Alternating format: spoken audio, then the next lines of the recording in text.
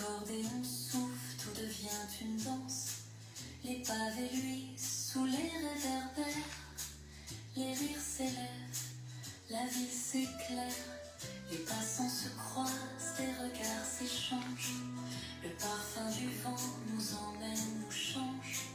Le jazz s'élève, doux comme un baiser. Dans chaque coin de rue, la vie est à aimer. Parfum de Paris, dans l'air léger. Le jazz nous emporte, tout semble figé. L'accordéon chante, la nuit est douce. Parfum de Paris, dans chaque souffle une mousse. Why French women don't pee their pants and have better sex. Dr. Dena Churchill, innovator in health, and we're going to do a brief demo now on the details that you just seen. But basically, why French women have better sex and don't pee their pants is partly, maybe, there's many different reasons, I'm sure, but the French government values women and women's health. Because in France, after a woman has a baby, postpartum, the French government pays for her to have 10 to 20 physio treatments on her pelvic floor, even if she doesn't have symptoms. And they can be to correct pelvic floor dysfunction, but also diastasis recti, which is a separation of the rectus abdominis muscle, right? With a growing belly, sometimes the rectus abdominal muscle separates. Or it could be for prolapse of the pelvic organs, so the uterus falls. You see that in childbirth, but you'd also see it with somebody who's having a lot of sex or somebody who's in the sex trafficking industry, where the rectum, the uterus and pelvic floor sort of organs of the pelvic floor sort of falls down into the pelvis. But the French government pays for women to have this treatment, pelvic floor treatment. So I'm going to show you a few exercises right now. I introduced the new digital book that I'm working on. It's not quite ready yet, but if you subscribe to either Facebook or you could subscribe to my YouTube channel, because I'll upload this to YouTube, Dena Churchill on YouTube, then you'll know when it comes out, and I'll have a link that you can download it right away. So there's a few books up there already. One's called Your Lean Body Engine, Metabolism and Vitality. The other one is 8 Steps to Aligning to Your Power. It's about vibration and ways to increase your energy. So those two are already there at healthtruth.blog, but this one will be there soon. The French government really, so the physiotherapist or the midwife counsels the woman through pelvic floor strengthening. So what we'll do today is go over that coordination. So it may not be that you need to fix the problem in your pelvis. It may be coordinating your breath, your core, and the pelvic floor. So let's start with a quick anatomy lesson. So this is me as I'm sitting here. So this is the iliac crest, the top of the crest. This is the front part of my lower back. And this is the pelvis right here. The legs would attach right here. Okay, actually this one. The legs attach right there. So this is the tailbone, rudimentary tail, or the coccyx right at the back. So now you're looking at the back. These would be the pelvic, the external rotators of the hip, and this is looking at the front. So the pelvis is actually like a bowl right here. So you get the pubic symphysis at the front, and you get the sacroiliac joints here at the back, where the ilium joins this triangular bone called the sacrum. And then if you can see down through here, this is the sciatic nerve right here that's made up of all these nerves in your pelvis, in the sacrum. And the baby would sit right here. Let's see if I can get him in. This is where the baby sits. So when the baby has to be birthed, it has to come out through the bottom of that bowl. So my baby is too big to get through, which is often not a problem. But again, this is where the baby would come out. So what happens is that pelvic floor which is the pelvic floor are like a bunch of muscles that come across this bowl, almost like saran wrap on a bowl, okay?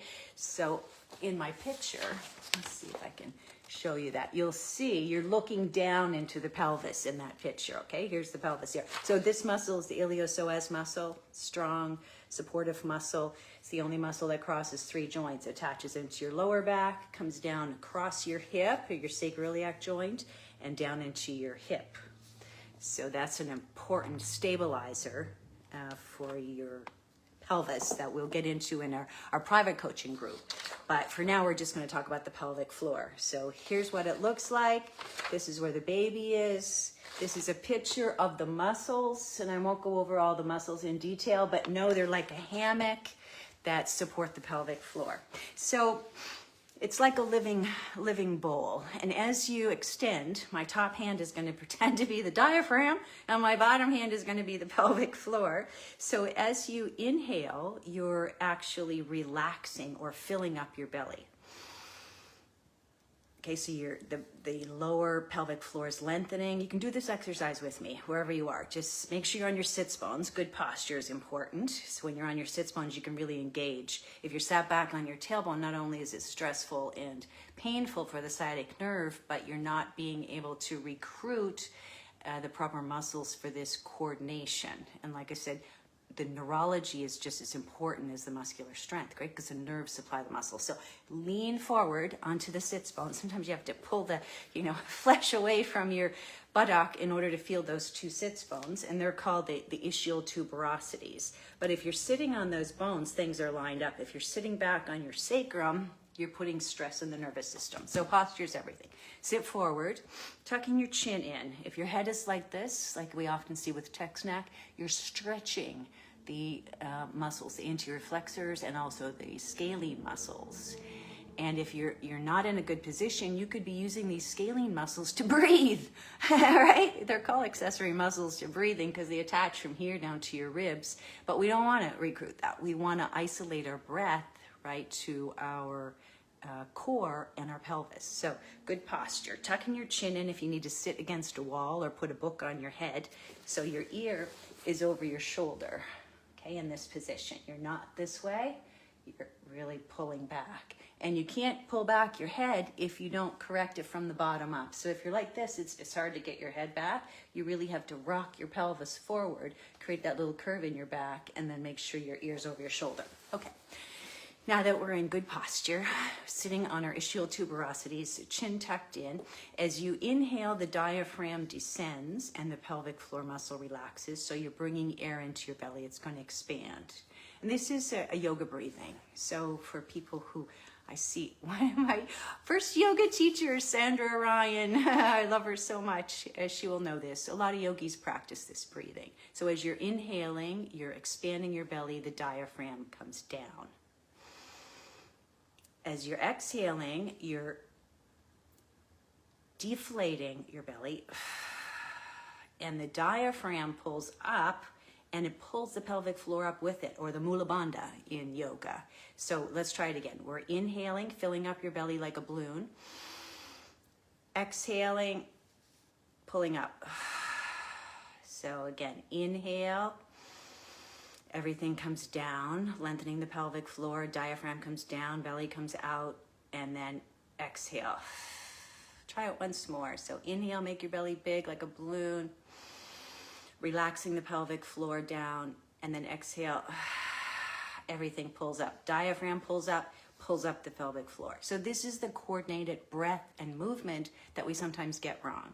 So let me go over the steps again. Sitting comfortably, placing one hand on your ribs. You can when you're doing it, just so you can feel the ribs are going to expand when you exhale, and then when you inhale, things expand. When you exhale, you're going to feel the ribs come closer together. So I just did it this way so you could see how the diaphragm's working. But really, when you're watching yourself, inhale, ribs expand, exhale, things contract. Okay, so inhale, pelvic floor drops, exhale, pelvic floor comes up. Inhale, expand, exhale, come in. So you're closing the core, and when you're exhaling, you're also pulling up on the Mula Bandha.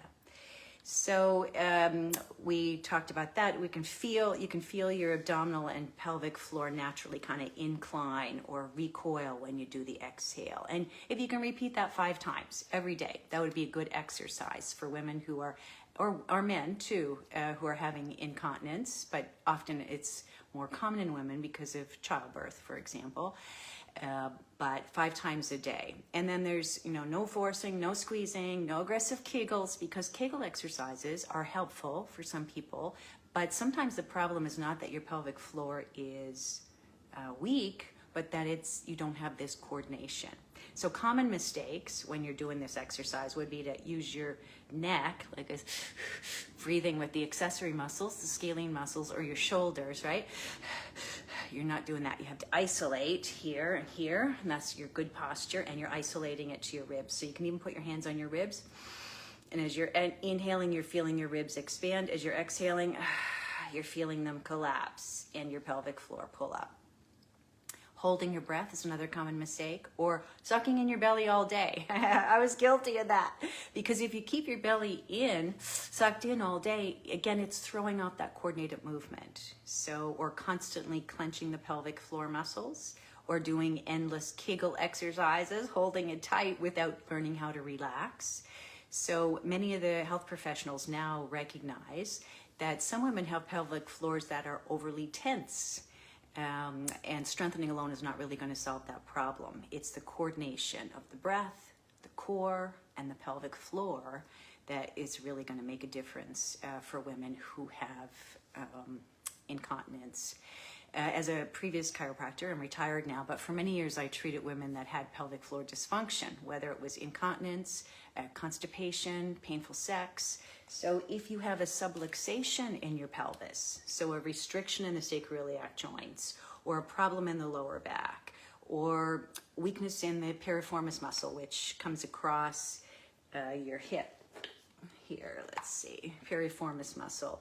It can affect leg position, pelvic position. So a chiropractor, I'm a bit biased, I know, but a chiropractor, I think, especially if you have a chiropractor that deals with a lot of women in childbirth, it's often a good place to start, because they can assess whether your pelvis is in a neutral position. Because if your pelvic bowl is twisted, it narrows the position for birthing. So when I was in practice, I seen lots of moms during pregnancy. In fact, at one point, I think I had 4 or 5 pediatricians who were pregnant and were seeing me. So even they valued, the chiropractic treatment for aligning pelvis.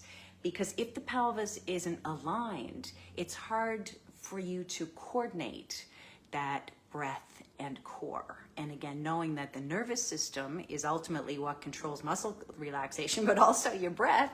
So if the nervous system's not in a, let's say, optimal functioning, it may throw off that. So chiropractic, having an assessment, and also there's pelvic floor physiotherapists that specifically look at pelvic floor, and they'll do an internal exam for women, and they can check which muscles are tight, and there's certain tools and devices that we'll talk about in our private coaching group for women. If you're interested in that, you can connect with me. So we talked about the introduction. Why French women don't pee their pants and have better sex, because their government cares about them. Maybe they care about themselves too, and they're educated and coached into that. Maybe sex and not peeing your pants is a high value to them. We also talked about the anatomy, the pelvic bowl, and how the pelvic floor is like saran wrap over the pelvic floor, that it's not so much strengthening, but a coordination issue. We talked about some of the, I'm looking at my checklist here, some of the things that you want to do when you're getting into position, your posture, sitting on the sits bones, shoulders down, chin in, so you're in a neutral position, and then you're coordinating, you're inhaling. Ribs come out, belly comes out, right? As you're exhaling, everything comes in and up, pulling up on the Mula Bandha or the pelvic floor, the Kegel muscles, or however you want to think about that. The common mistakes, again, not breathing with your neck or your shoulders. Right? Keep your shoulders down, keep your neck back, and not having your belly sucked in all day. Some daily applications of this would be when you're standing or getting out of a chair, you can exhale. So on exertion, any type of exercise, weightlifters, karate guys, in yoga, breath. So oftentimes on exertion, you're exhaling. So when you get up from a chair, if you exhale, you can then pull in your abdominal muscles and your pelvic floor. Not only is it to help this coordination, but it also helps protect your back. So lifting groceries, same thing. Exhale, pull in. You get used to that kind of exhaling and tucking in your belly, coordinating that movement. And walking, again, you can do these exercises, but maintaining regular breathing instead of keeping your belly in. While you're coughing or laughing, the same thing. You can try to, that's going to be an exhale. You can try to pull in your core and pull up right on your pelvic floor. And then you may not pee when you cough or laugh if you can coordinate right that kind of protection. So again, just to finish, your pelvic floor is not really the problem that you need to fix oftentimes. It could be that you've got a subluxation in your pelvis, what a chiropractor can help you with, or a coordination issue in the muscles that a pelvic floor physio can help you reestablish that conversation between your breath and the muscle movement. Your posture is important, your nervous system is important, and every breath is an opportunity, right, to restore that conversation.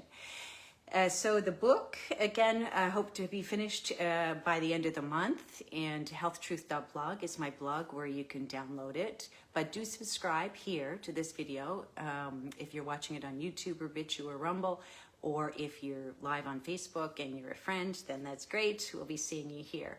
I don't know. Thank you all for being here. I don't know if you have any questions. Maybe I can take a few questions or comments just before we close out. Just check my notes and see if there's anything else that I'd want to go over with you. I think that was everything. So healthtruth.blog, why French women have better sex and don't pee their pants. In my new book, I talk about a wonderful lady, the oldest living woman, or oldest living person actually, was a woman named Jeannie Calment, and she lived to be 122. She was French. So maybe she had this all figured out. So thank you for being here. I'd ask you to reach for the stars. Envision and achieve your personal best. And most of all, enjoy the journey. This is Dr. Dena signing out.